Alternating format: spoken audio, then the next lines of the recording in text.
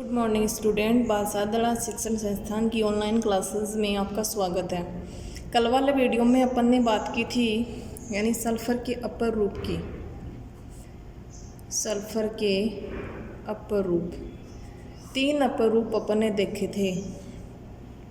विषमलाक sulphur देखा था, एकंताक्ष देखा था और प्लास्टिक सल्फर देखा था, जिनको एल्फा सल्फर, बीटा सल्फर और गामा सल्फर भी कहा जाता है। यानी कैसी इनकी स्ट्रक्चर होती है, कैसा इनका कलर होता है, किस तरह से इनको अपन प्राप्त कर सकते हैं, इतना सारा अपन ने कल वाले वीडियो में डिस्कस किया था। और लास्ट में मैंने आपसे एक क्वेश्चन पूछा था, यानी बीटा सल्फर और गामा सल्फर में कोई 2 अंतर बताइए। बीटा सल्फर मतलब एकंताक्ष, गामा सल्फर मतलब प्लास्टिक सल्फर, इनमें कोई 2 अंतर बताने थे आपको। तो बीटा सल्फर जो है, इसमें सल्फर के 8 परमाणु होते हैं, यानी 8 परमाणु जुड़कर एक पुटित वलय संरचना जो कि एसिड अपर रूप के रूप में होती है, क्राउन शेप्ड स्ट्रक्चर के रूप में ये 8 परमाणु व्यवस्थित होते हैं। यानी इसकी स्ट्रक्चर क्राउन शेप्ड स्ट्रक्चर होती है, जिसमें सल्फर के 8 परमाणु एक पुटित वलय संरचना के रूप में रीअरेंज रहते हैं। यदि गामा सल्फर की यदि बात करूं तो गामा सल्फर में यानी सल्फर के 6 परमाणु जो हैं S6 अपर रूप के रूप में एक चेयर फॉर्म के रूप में यानी कुर्सी रूप में व्यवस्थित रहते हैं। स्ट्रक्चर की यदि बात करूं तो यानी इसकी स्ट्रक्चर जो है इस तरह से 6 जो सल्फर के परमाणु हैं वो रीअरेंज रहते हैं। अगले अंतर की यदि मैं बात करूं कि बीटा सल्फर जो है यानी विषमलाक से जो गंधक है उसका ताप यदि कम कर दिया जाए तो उस स्थिति में क्या होता है, विषमलाक सल्फर यानी एकंताक्ष और विषमलाक्ष दोनों का संक्रमण ताप क्या है, 369 केल्विन संक्रमण ताप है। विषमलाक्ष जो गंधक है कमरे के ताप पर क्या है, स्थायी अपरूप है। सल्फर का सबसे स्थायी अपरूप जो कि कमरे के ताप पर स्थायी है, लेकिन कमरे के ताप से थोड़ा अधिक ताप 369 यदि केल्विन ताप कर दिया जाता है तो किसमें परिवर्तित हो जाता है, एकंताक्ष सल्फर या बीटा सल्फर में परिवर्तित हो जाता है। और जब इसका ताप जो है बीटा सल्फर का 369 केल्विन से कम कर दिया जाता है तो ये किस में परिवर्तित हो जाता है, विषमलाक सल्फर में परिवर्तित हो जाता है। मतलब विषमलाक सल्फर का यदि अपन ताप कम कर देते हैं तो उससे बीटा सल्फर का निर्माण अपन कर सकते हैं। और गामा सल्फर का निर्माण यानी सल्फर के जो शलाका हैं, सल्फर जो हैं उसको अपन गर्म सल्फर को ठंडा करेंगे, यानी जल में ठंडा करेंगे। ठंडा करने के पश्चात ये रबड़ जैसा मुलायम और प्रत्यास्थ रूप में परिवर्तित हो जाता है और ये क्या कहलाता है, गामा सल्फर कहलाता है, जो कि थोड़ी देर बाद यानी कई देर बाद क्या होता है, कठोर हो जाता है। और कठोर होकर के किस में परिवर्तित हो जाता है, विषमलाक सल्फर में परिवर्तित हो जाता है। तो ये तो थे इनमें 2 अंतर, यानी बीटा सल्फर और गामा सल्फर में क्या क्या अंतर हैं। अब आज अपन बात करेंगे सल्फर के यौगिकों की।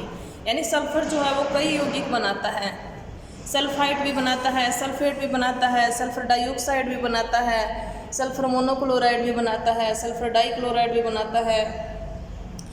लेकिन अपने जो सिलेबस में है यानी सल्फर का जो महत्वपूर्ण यौगिक है सल्फर डाइऑक्साइड, इसकी स्टडी आज अपन करेंगे। तो सल्फर डाइऑक्साइड में फर्स्ट ऑफ ऑल यदि मैं बात करूं कि सल्फर का इसमें ऑक्सीडेशन स्टेट क्या है, ऑक्सीडेशन स्टेट की यदि बात करूं तो यानी कितना हो जाएगा, +4 है। अब मैं बात करते हैं इसकी स्ट्रक्चर की, यानी इसकी संरचना किस तरह की है। तो केंद्रीय परमाणु क्या है, सल्फर है। भाइतम कोश में कितने इलेक्ट्रॉन, 6 इलेक्ट्रॉन हैं। 2 ऑक्सीजन इसके साथ जुड़े हुए हैं। ऑक्सीजन जिसके भाइतम कोश में कितने इलेक्ट्रॉन हैं, वो भी 6 ही हैं, क्योंकि एक ही वर्ग के हैं, 16 ग्रुप एलिमेंट हैं। दो इलेक्ट्रॉन का यदि साझा कर लें तो इसका अष्टक क्या हो जाएगा, पूर्ण पूरित हो जाएगा, इसका अष्टक भी क्या हो जाएगा, पूर्ण पूरित हो जाएगा। एक लोन पेयर उसके ऊपर क्या रह जाएगा, शेष हो जाएगा, यानी ये अष्टक का क्या कर रहा है, प्रसार कर रहा है। 2 2 4 2 6 2 8 2 10। अब देखिए इस स्थिति में इसकी स्ट्रक्चर किस प्रकार की होगी, तो अपन केंद्रीय परमाणु में क्या निकालेंगे, हाइब्रिडाइजेशन निकालेंगे, संकरण निकालेंगे। संकरण यदि स्ट्रक्चर का अपन को ध्यान है कि इसकी स्ट्रक्चर कैसी होती है, तो अपन डायरेक्टली संकरित कक्षकों की संख्या भी निकाल सकते हैं। कैसे, सिग्मा बंध की संख्या प्लस लोन पेयर की संख्या। सिग्मा बंध कितने हैं, एक सिग्मा 1 पाई ए है, एक सिग्मा 1 पाई ए है, एक लोन पेयर है, तो 2 सिग्मा हो गए और एक लोन पेयर हो गया। संकरित कक्षकों की संख्या आ गई 3। और यदि संरचना ध्यान में नहीं है तो अपन संकरित कक्षकों की संख्या के निकालने के लिए जो फॉर्मूला यूज में लेते हैं, इसके केंद्रीय परमाणु के बाह्यतम कोश में कितने इलेक्ट्रॉन, एकल परमाणु की स्पीसीज कितनी जुड़ी हुई है, ऊपर कितना चार्ज है, माइनस है तो प्लस करेंगे, प्लस है तो माइनस, डिवाइडेड बाई 2 कर देते हैं। वैसे संकरित कक्षकों की संख्या ज्ञात कर लेते हैं। और स्ट्रक्चर यदि ध्यान में है तो उस स्थिति में संकरित कक्षकों की संख्या सिग्मा और लोन पेयर के जो इलेक्ट्रॉन हैं उनकी संख्या से अपन कर लेते हैं, यानी सिग्मा बंध कितने हैं और कितने लोन पेयर हैं। तो संकरित कक्षकों की संख्या कितनी आ गई, 3। संकरण का प्रकार क्या हो गया, sp2। sp2 प्रकार का संकरण है। तो इस स्थिति में यानी केंद्रीय परमाणु पर क्या उपस्थित है, लोन पेयर उपस्थित है। तो लोन पेयर उपस्थित होने के कारण इसकी आकृति क्या हो जाती है, वी शेप्ड या कोणीय हो जाती है, वी शेप या कोणीय हो जाती है।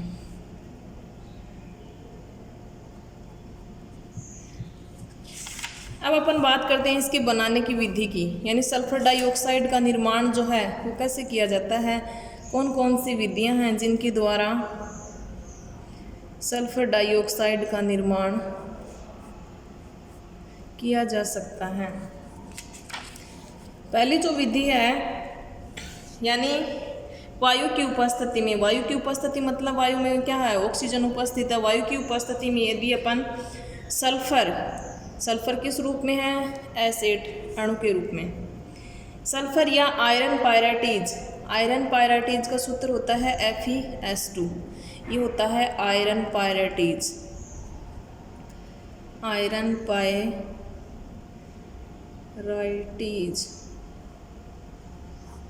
और ये होता है सल्फर। इनको वायु की उपस्थिति में यदि अपन जलाते हैं, यानी इनका दहन करवाते हैं, वायु की उपस्थिति में, चाहे वो सल्फर है चाहे वो आयरन पायराइटीज है, उसका यदि अपन दहन करवाएंगे तो उस स्थिति में किसका फॉर्मेशन हो जाएगा, सल्फर डाइऑक्साइड का। यहाँ आयरन पायराइटीज का दहन करवाएंगे तो किसका फॉर्मेशन होगा, एक तो आयरन का ऑक्साइड बन जाएगा जिसका नाम क्या होगा, यहाँ आयरन का ऑक्सीडेशन स्टेट कितना है, +3, नाम क्या हो जाएगा, ferric oxide, plus sulphur dioxide का निर्माण हो जाता है। यानी सल्फर डाइऑक्साइड का निर्माण करने के लिए यदि अपन सल्फर और आयरन पायराइटीज का ऑक्सीजन की उपस्थिति में यदि दहन करवा दें या जला दें तो उस स्थिति में किसका फॉर्मेशन हो जाता है, सल्फर डाइऑक्साइड का फॉर्मेशन हो जाता है। दूसरी जो विधि है वो विधि है, यदि अपन सोडियम सल्फाइड सूत्र होता है Na2SO3, सोडियम सल्फाइड, इसकी क्रिया करवा दें डाइल्यूट यानी तनु HCl के साथ, तो उस स्थिति में क्या होता है, सल्फर डाइऑक्साइड का निर्माण हो जाएगा, प्लस NaCl का निर्माण हो जाता है, प्लस जल का निर्माण हो जाता है। यानी सोडियम सल्फाइड जो है वो डाइल्यूट HCl के साथ में क्रिया करके, हाइड्रोक्लोरिक अम्ल के साथ में क्रिया करके किसका फॉर्मेशन कर देता है, सल्फर डाइऑक्साइड का फॉर्मेशन कर देता है। अगली जो विधि है, यानी सल्फर डाइऑक्साइड के निर्माण की जो अगली विधि है, यानी कॉपर की क्रिया यदि कंसंट्रेट सल्फ्यूरिक अम्ल के साथ करवा दी जाए और उसको हीट दिया जाए कॉपर की क्रिया सांद्र सल्फ्यूरिक अम्ल के साथ या कॉपर को सांद्र सल्फ्यूरिक अम्ल के साथ गर्म करने पर किसका निर्माण होता है? कॉपर सल्फेट का निर्माण होता है प्लस सल्फर डाइऑक्साइड का निर्माण होता है प्लस जल का निर्माण होता है। यानी इस स्थिति में भी किसका निर्माण हो जाता है? सल्फर डाइऑक्साइड का निर्माण हो जाता है। तो ये तो हो गई इसकी बनाने की विधियाँ कि यानी सल्फर या आयरन पैराइटिज को जला करके अपन ऑक्सीजन की उपस्थिति में क्या बना सकते हैं? सल्फर डाइऑक्साइड बना सकते हैं। या सोडियम सल्फाइड जो है उसकी क्रिया डाइल्यूट HCl के साथ में करवा करके अपन सल्फर डाइऑक्साइड का फॉर्मेशन कर सकते हैं। या कॉपर की क्रिया कंसनट्रेट सल्फ्यूरिक अम्ल के साथ करवा करके अपन किसका फॉर्मेशन कर सकते हैं? सल्फर डाइऑक्साइड का फॉर्मेशन कर सकते हैं। अब अपन बात करते हैं इसकी प्रॉपर्टीज़ की, यानी क्या क्या इसकी फिजिकल और केमिकल प्रॉपर्टी होती हैं।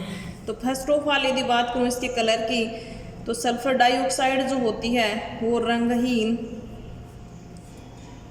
रंगहीन तीखी गंध वाली गैस होती है, यानी तीक्ष्ण गंध आती है इसमें, रंगहीन तीक्ष्ण गंध वाली गैस होती है। दूसरी प्रॉपर्टी की बात करूं तो यानी जल में ये डिजोल्व होती है, जल में घुलनशील होती है। जल में घोलेंगे तो किसका फॉर्मेशन करेगी ये? H2SO3, जिसका नाम क्या होता है? Sulphurous acid. सल्फ्यूरस एसिड का निर्माण करती हैं। और इसका जलीय विलयन जो है, यानी इसको जल में घोलते हैं तो इसका विलयन क्या होता है? अम्लीय होता है। अम्लीय क्यों होता है? क्योंकि ये अम्ल का फॉर्मेशन करती है, तो विलयन किस प्रकार का होगा? अम्लीय प्रकार का विलयन होता है। जब इसकी क्रिया क्षार के साथ करवाई जाती है, क्षार जैसे NaOH, सल्फर डाइऑक्साइड की क्रिया क्षार के साथ करवाई जाती है तो ये सोडियम सल्फाइड का फॉर्मेशन करती है प्लस जल का फॉर्मेशन करती है। यदि इसकी क्रिया सल्फर डाइऑक्साइड की क्रिया यानी इसमें क्लोरीन गैस यदि प्रवाहित की जाती है चारकोल उत्प्रेरक की उपस्थिति में, तो उस दौरान सल्फ्यूरिल क्लोराइड का फॉर्मेशन होता है। तो कई बार पूछ लिया जाता है क्या होता है जब सल्फर डाइऑक्साइड में क्लोरीन गैस चारकोल उत्प्रेरक की उपस्थिति में प्रवाहित करते हैं तो किसका फॉर्मेशन होता है? तो फॉर्मेशन जो होता है वो होता है सल्फ्यूरिल क्लोराइड का फॉर्मेशन होता है। अब सल्फर डाइऑक्साइड जो है इसकी क्रिया ऑक्सीजन के साथ यदि वेनेडियम पेंटाऑक्साइड V2O5 उत्प्रेरक की उपस्थिति में यदि करवा देते हैं तो उस दौरान सल्फाइड का निर्माण हो जाता है, SO3 का निर्माण हो जाता है, जो कि संपर्क प्रक्रिया में या सल्फ्यूरिक अम्ल बनाने में भी काम में आती है ये वाली अभिक्रिया। तो क्षार के साथ क्रिया करती है तो जल का फॉर्मेशन करती है प्लस जो क्षार ले रहे हैं उसका लवण यानी उसी का साल्ट बन जाएगा, सोडियम सल्फाइड है उसका फॉर्मेशन हो जाएगा।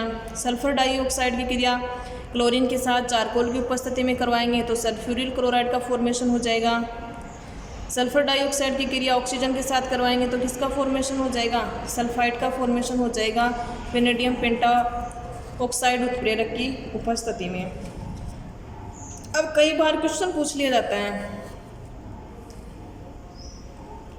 कि नम सल्फर डाइऑक्साइड जो है नमी युक्त सल्फर डाइऑक्साइड जो है वो एक अपचायक की तरह व्यवहार करती है। अब देखिए नम सल्फर डाइऑक्साइड जो है वो एक अपचायक की तरह व्यवहार कैसे करती है, यानी यहाँ से जो क्वेश्चन पूछा जाता है कि नम सल्फर डाइऑक्साइड एक अपचायक की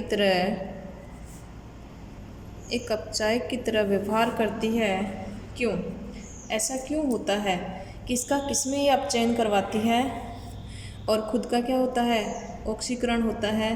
तो देखिए ये आयरन थर्ड को यानी आयरन का कोई सल्फेट लवण है या और कोई लवण यदि ले लेते हैं 3 यदि ले लेते हैं तो उसको 2 में क्या करवा देती है?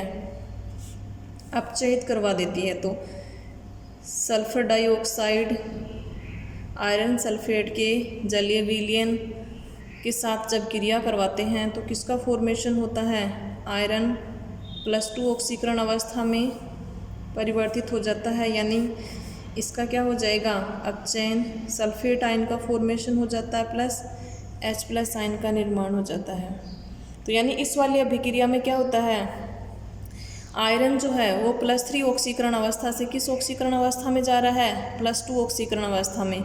तो इस अवस्था में इसने इलेक्ट्रॉन क्या किए हैं, ग्रहण किए हैं। और इलेक्ट्रॉन ग्रहण करना क्या कहलाता है, अपचयन कहलाता है। यानी सल्फर डाइऑक्साइड ने आयरन का +3 ऑक्सीडेशन स्टेट से +2 ऑक्सीडेशन स्टेट में क्या करवा दिया, अपचयन करवा दिया। और खुद का देखिए यहाँ पर क्या हो रहा है, सल्फर यहाँ पर कौन सी ऑक्सीकरण अवस्था में है, +4 ऑक्सीकरण अवस्था में है। यहाँ पर किस ऑक्सीकरण अवस्था में जा रहा है, तो 4 दूनी 8, 8 माइनस का 8 पक्षांतरण करेंगे तो कितना हो जाएगा, प्लस का 8 माइनस का 2, ऑक्सीकरण अंक कितना आ गया, प्लस का 6। तो प्लस का 4 से प्लस के 6 में जा रहा है। तो यहाँ ऑक्सीकरण अंक में क्या हो रही है, वृद्धि हो रही है। यानी ऑक्सीकरण अंक +4 से +6 में। तो इस दौरान इसका क्या हुआ है, ऑक्सीकरण। और ऑक्सीकरण करने वाले पदार्थ क्या कहलाते हैं, अपचायक कहलाते हैं। यानी ये नमी की उपस्थिति में आयरन का जो लवण है उसका जो जलीय विलयन है उसका आयरन 3 ऑक्सीडेशन स्टेट से आयरन +2 ऑक्सीडेशन स्टेट में क्या करवा देता है, अपचयन करवा देता है।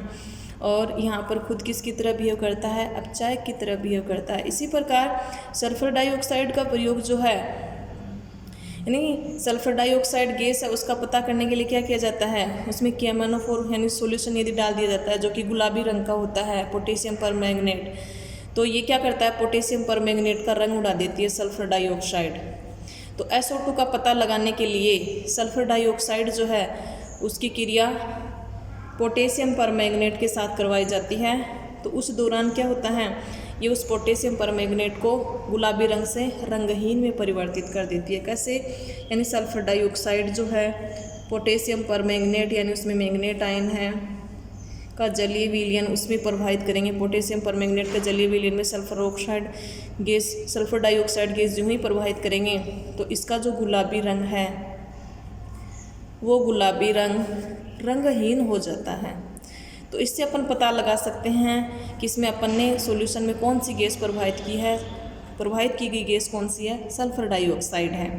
तो यहाँ किसका फॉर्मेशन होगा, सल्फेट आयन का फॉर्मेशन होता है +H+ आयन का Mn+2 का। अब यहाँ देखिए मैंगनीज का ऑक्सीकरण अंक कितना है, 4 दूनी 8, माइनस का 8 पक्षांतरण करेंगे प्लस का 8 माइनस का 1, तो यानी ऑक्सीकरण अंक कितना आएगा, +7। +7 से किस में जा रहा है, +2 में। यानी इसमें इलेक्ट्रॉन क्या किए हैं, ग्रहण किए हैं। तो ग्रहण किए हैं तो इलेक्ट्रॉन दिए भी हैं किसी स्पीसीज ने, तो दिए किसने हैं, सल्फर ने दिए होंगे। यानी यहाँ पर देखिए इसका ऑक्सीकरण अंक कितना है, +4। और थोड़ी देर पहले निकाला था सल्फेट आयन में, इसका ऑक्सीकरण कितना है, +6। तो इसने इलेक्ट्रॉन दिए हैं। तो यानी यहाँ पर इसका तो क्या हो रहा है, ऑक्सीकरण, और इसका ये क्या करवा रहा है, अपचयन करवा रहा है। मैंगनीज ने क्या किए हैं, इलेक्ट्रॉन ग्रहण किए हैं जो कि +7 से किस में जा रहा है, +2 में। और खुद का क्या हो रहा है, ऑक्सीकरण। और ऑक्सीकरण करने वाले पदार्थ क्या कहलाते हैं, अपचायक। इसलिए हम कह सकते हैं कि नम सल्फर डाइऑक्साइड है वो एक अपचायक की तरह व्यवहार करती है। अब देखिए सल्फर डाइऑक्साइड के यूजेज, उपयोग, कि सल्फर डाइऑक्साइड का उपयोग है वो कहाँ किया जाता है। तो सल्फर डाइऑक्साइड का उपयोग सल्फर का महत्वपूर्ण एक ऑक्सो अम्ल है, सल्फ्यूरिक अम्ल, जिसे रसायनों का राजा भी कहा जाता है।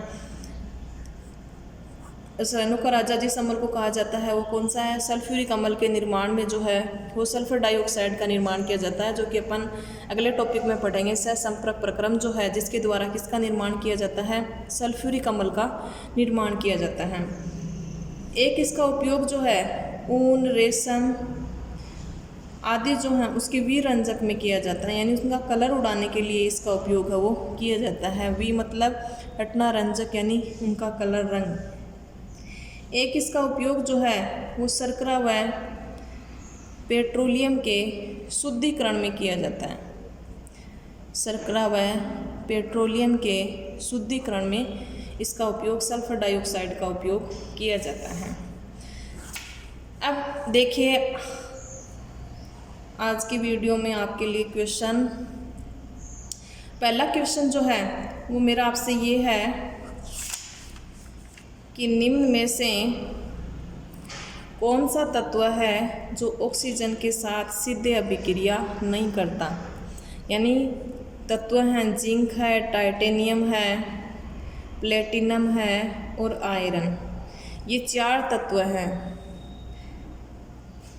इन 4 तत्वों में से आपको वो तत्व छांटना है जो ऑक्सीजन के साथ डायरेक्ट रिएक्शन नहीं करता है, सीधे अभिक्रिया नहीं करता है। मेरा आपसे सेकंड क्वेश्चन है कि ओजोन जो है वो एक प्रबल ऑक्सीकारक की तरह व्यवहार क्यों करती है, या O3 एक प्रबल ऑक्सीकारक होती है, क्यों। और थर्ड क्वेश्चन जो है अभिक्रियाएं हैं उनको पूर्ण करना है। C2H4 जो है इस अभिक्रिया को आप पूर्ण कीजिए। तो ये 3 क्वेश्चन हैं कि यानी ये 4 तत्व जो हैं, फर्स्ट क्वेश्चन जिनमें ऑक्सीजन किसके साथ क्रिया नहीं करता, सीधे अभिक्रिया नहीं करता। दूसरा ओजोन एक प्रबल ऑक्सीकारक है, क्यों। और तीसरे में अभिक्रिया को पूर्ण करना है C2H4, उसका ऑक्सीजन के साथ क्रिया करवानी है उसकी। तो ये 3 रिएक्शन आपको